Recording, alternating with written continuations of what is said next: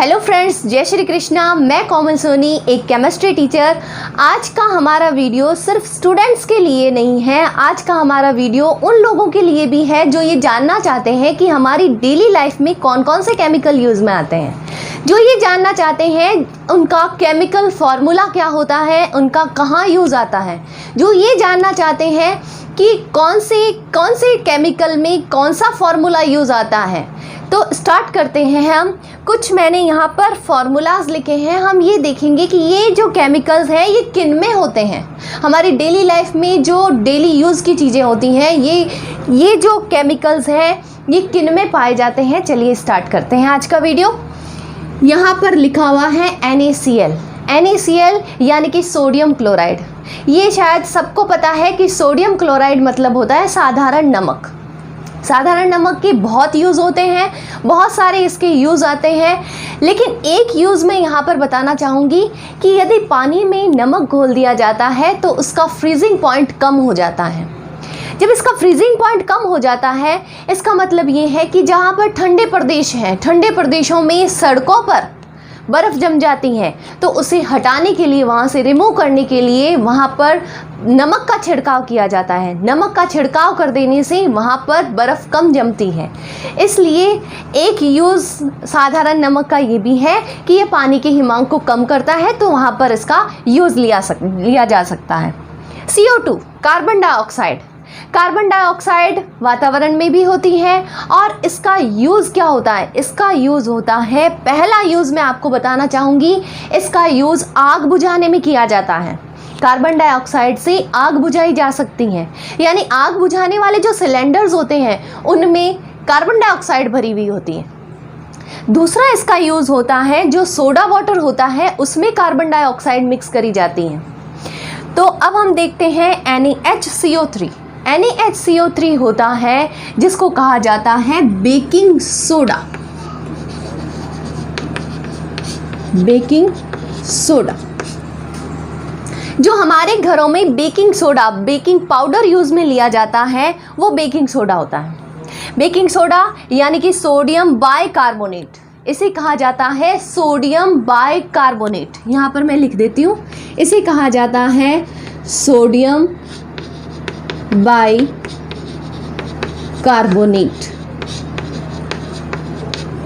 जैसा कि इसका यूज़ आपको पता होगा कि ये केक या खाने की चीज़ों को फ्लफ़ी बनाने के लिए यूज़ में लिया जाता है। बेकिंग सोडा और बेकिंग पाउडर दोनों अलग अलग चीज़ होती हैं। Baking soda normal sodium bicarbonate होता है और बेकिंग पाउडर जो होता है उसमें सोडियम बाइकार्बोनेट के साथ साथ कुछ कॉर्न स्टार्च भी मिलाया जाता है या कुछ अन्य और चीज़ें मिलाई जाती हैं, जिससे जो हमारे केक वगैरह होते हैं वो ज़्यादा फ्लफ़ी और हल्के बनते हैं। अब हम देखते हैं Na2CO3। Na2CO3 होता है सोडियम कार्बोनेट। ये है सोडियम कार्बोनेट। यदि इसमें 10H2O क्रिस्टलाइन वाटर के रूप में रहता है तो ये कहलाता है वॉशिंग सोडा। वॉशिंग सोडा जिसको हम धावन सोडा भी कहते हैं, कपड़े धोने का सोडा जिसको कहते हैं, वो है ये Na2CO3।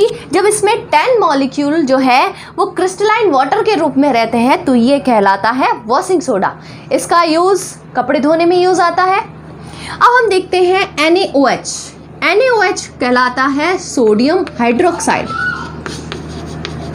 Sodium hydroxide. ये NaOH जो है इसको कास्टिक सोडा भी बोला जाता है। इसका नॉर्मल नेम जो होता है वो होता है कास्टिक सोडा। कास्टिक सोडा जो है वो साबुन बनाने में, डिटर्जेंट्स बनाने में, इन बनाने में यूज़ में लिया जाता है। उसके आगे यदि हम देखें MgOH होल ट्वाइस, यहाँ पर ये है मैग्नीशियम हाइड्रोक्साइड। इसके नीचे वाला ये है एल्यूमिनियम हाइड्रोक्साइड। ये है मैग्नीशियम हाइड्रोक्साइड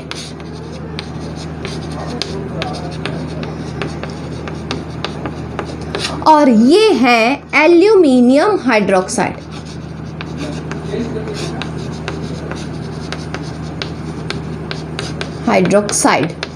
यहाँ पर इन दोनों का यूज़ आता है स्टमक की एसिडिटी को कम करने के लिए। एसिडिटी को कम करने के लिए आपने देखी होगी बहुत सारी दवाएं आती हैं, उनमें क्या होता है, उनमें होता है मैग्नीशियम हाइड्रोक्साइड और एल्यूमिनियम हाइड्रोक्साइड। इसको कहा जाता है मिल्क ऑफ मैग्नीशिया, इसको कहा जाता है मिल्क ऑफ मैग्नीशिया। ये क्या है, मैग्नीशियम हाइड्रोक्साइड। एल्यूमिनियम हाइड्रोक्साइड भी वही काम करता है, हमारे स्टमक की एसिडिटी को कम करने का काम करता है। अब हम देखते हैं NaClO। ये अभी बहुत प्रचलित हुआ है। ये एक डिसइंफेक्टेंट होता है, यानी कि एक तरह से क्लीनिंग का काम करता है। ये है सोडियम हाइपोक्लोराइड, सोडियम हाइपोक्लोराइड। ये एंटीबैक्टीरियल होता है। इसको दूसरा नाम ब्लीचिंग भी दिया जाता है, ब्लीचिंग पाउडर, ब्लीचिंग पाउडर इसको बोला जाता है। ये एक तरह का ब्लीचिंग एजेंट होता है। इसके द्वारा किसी स्टेन को हटाने के, यानी किसी दाग धब्बे को हटाने के लिए इसका उपयोग लिया जाता है। और ये डिसइंफेक्टेड होता है, यानी कि इसमें अगर पानी मिलाकर हम छिड़काव कर देते हैं तो वहाँ से बैक्टीरिया, वायरस मर जाते हैं। अब हम देखते हैं H2O2। H2O2 भी एक तरह का क्लीनिंग एजेंट ही होता है। ये हमारे टूथपेस्ट और माउथ वॉश में मिलाया जाता है। ये भी एक तरह का ब्लीचिंग एजेंट ही है, लेकिन इससे कम पावरफुल है हाइड्रोजन पेरोक्साइड। और हाइड्रोजन पेरोक्साइड का यूज़ दांतों को चमकाने के लिए, दांतों को और वाइट करने के लिए हमारे टूथपेस्ट में और माउथ वॉश में इसका यूज़ लिया जाता है। तो ये है हाइड्रोजन पेरोक्साइड।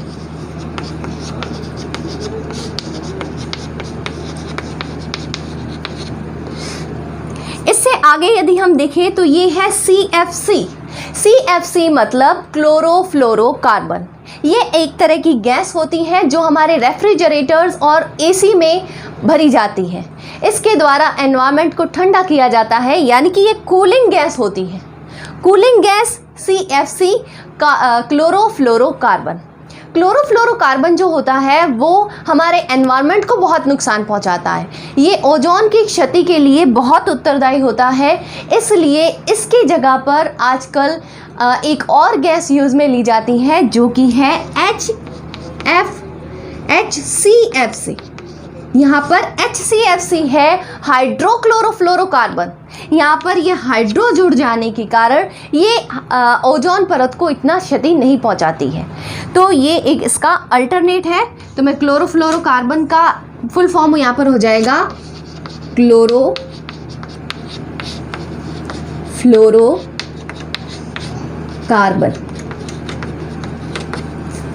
अब हम देखते हैं कुछ एसिड्स, HCl, HNO3 और H2SO4। HCl जो होता है वो होता है हाइड्रोक्लोरिक अम्ल। इसे कहा जाता है हाइड्रोक्लोरिक अम्ल।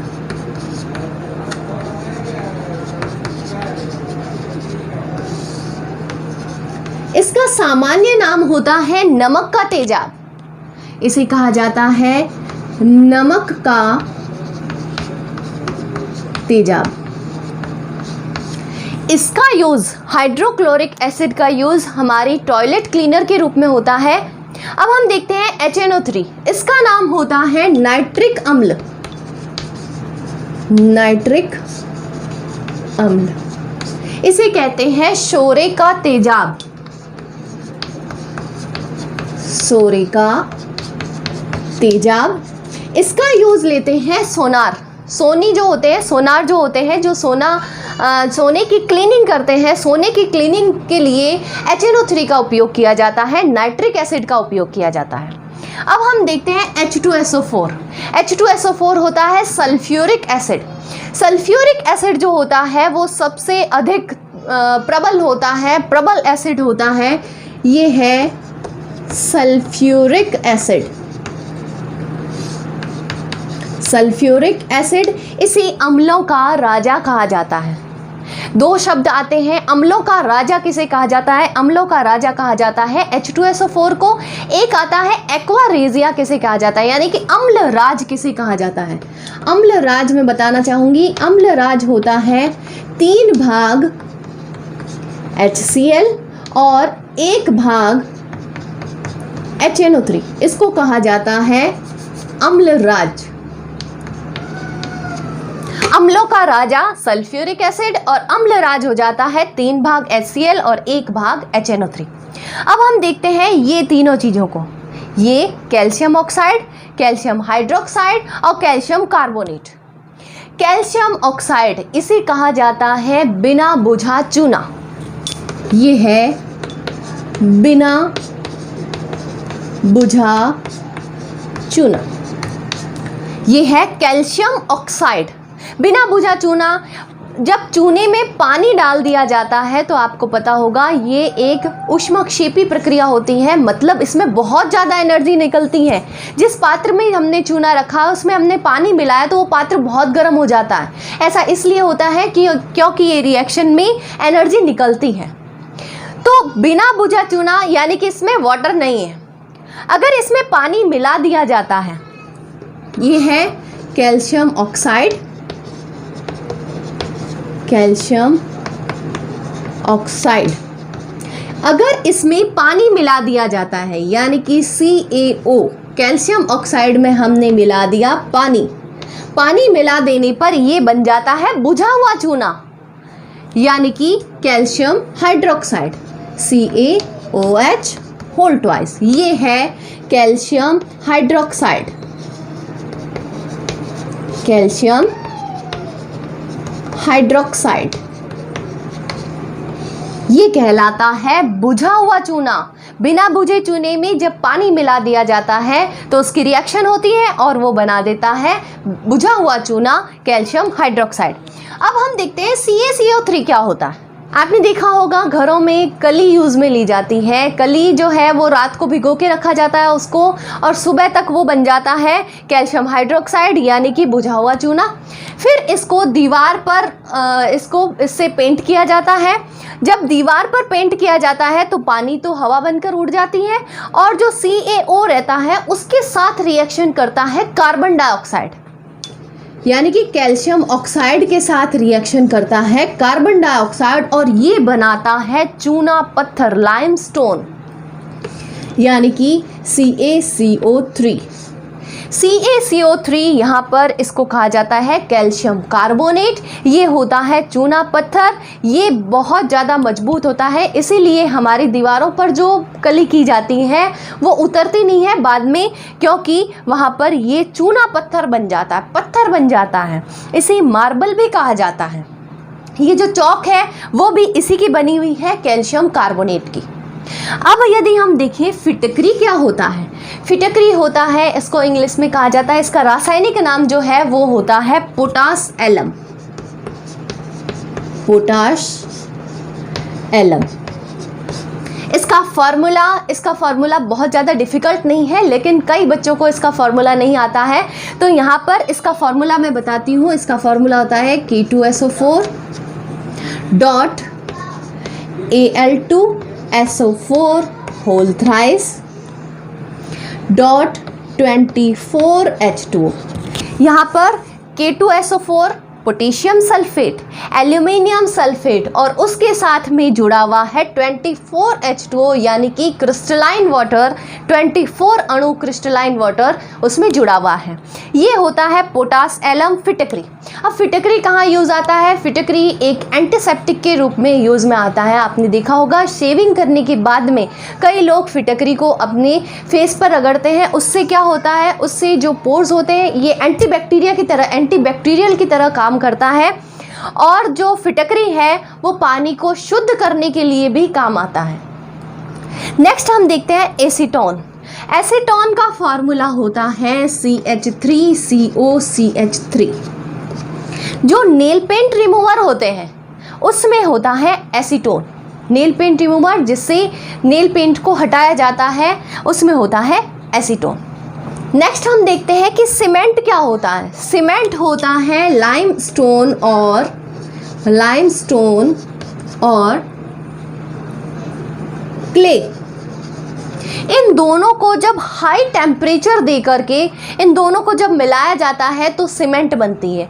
सीमेंट होता है calcium silicate, calcium silicate plus calcium alumino silicate.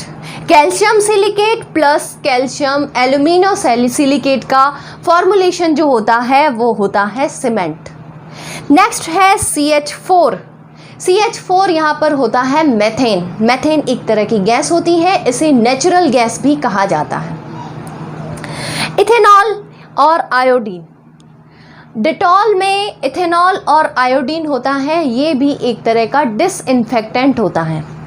तो इस तरह से हम देख सकते हैं कि बहुत सारे ऐसे केमिकल्स हैं जो हमारी डेली लाइफ में यूज़ आते हैं। यहाँ पर मैंने आपको इनके कुछ फार्मूलाज बताए हैं, इनके कुछ उपयोग बताए हैं, इनको साधारण नाम क्या कहा गया और इसका केमिकल नेम क्या होता है वो भी बताया है। अगर आपको मेरी वीडियोस पसंद आती है तो मेरे चैनल को सब्सक्राइब कीजिए और मेरी वीडियोस को लाइक एंड शेयर कीजिए। Thank you.